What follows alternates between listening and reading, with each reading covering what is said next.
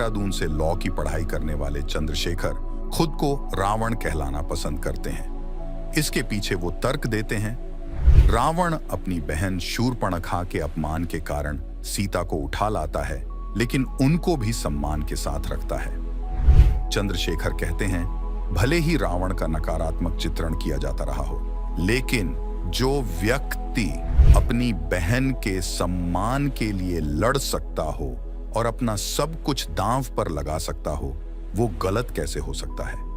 पिछले साल जून में यूपी के सहारनपुर में भीम आर्मी के संस्थापक चंद्रशेखर आजाद उर्फ रावण पर जानलेवा हमला किया गया था और कार सवार हमलावरों ने रावण पर फायरिंग की। गोली चंद्रशेखर को छूकर निकल गई।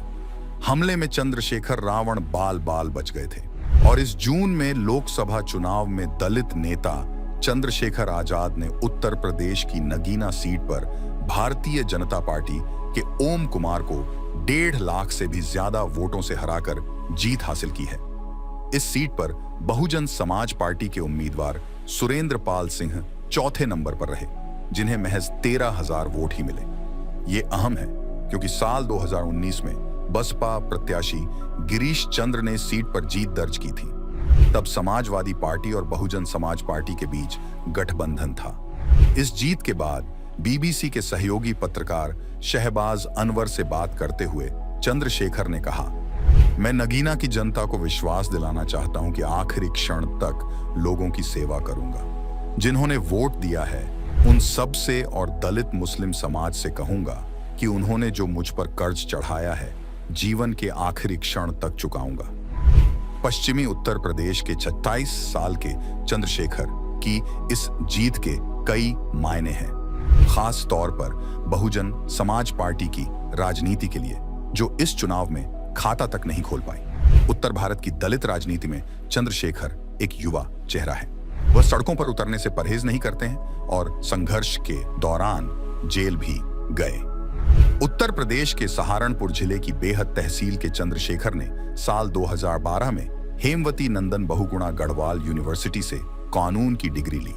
चुनावी हल्फनामे में उनका नाम चंद्रशेखर है, लेकिन वह चंद्रशेखर आजाद से चर्चित हैं। उनके पिता गोवर्धन दास सरकारी स्कूल में शिक्षक थे और मां घर बार संभालती हैं। चंद्रशेखर आजाद रावण का जन्म 3 दिसंबर साल 1986 में सहारनपुर स्थित घड़कौली गांव में हुआ था। उनके पिता गोवर्धन दास सरकारी स्कूल में शिक्षक थे।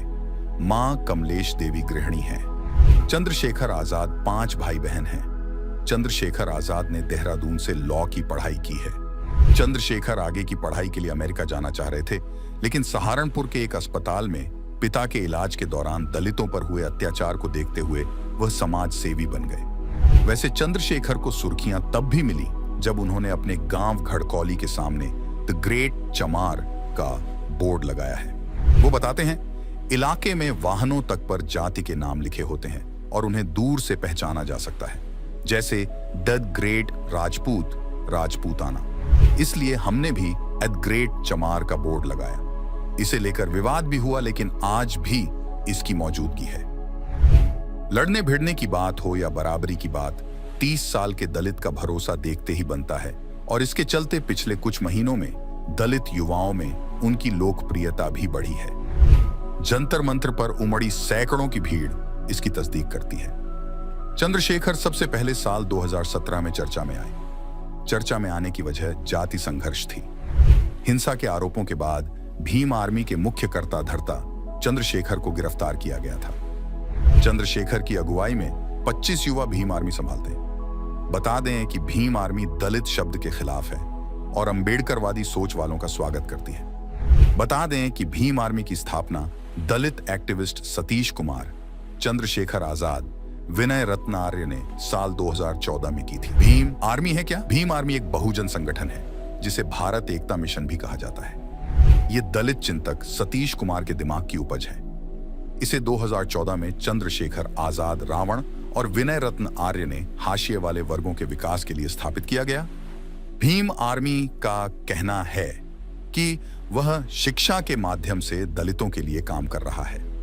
5 मई 2017 को सहारनपुर से 25 किलोमीटर दूर शब्बीरपुर गांव में राजपूतों और दलितों के बीच हिंसा हुई थी।